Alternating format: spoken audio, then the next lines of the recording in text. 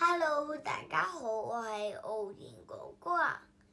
今日我想分享嘅故事叫做《下雪》。冬天，一片片白色的雪花從天上飄下來。過了不久，樹上、屋頂上、地上都變白了。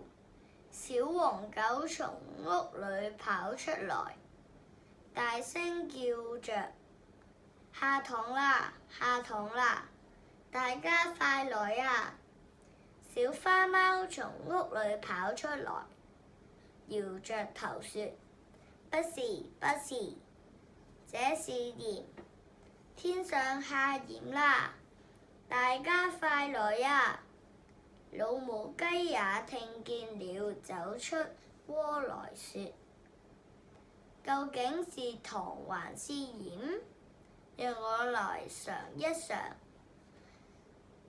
它啄了一些雪花，伸着脖子說：不甜也不鹹，不是糖也不是鹽。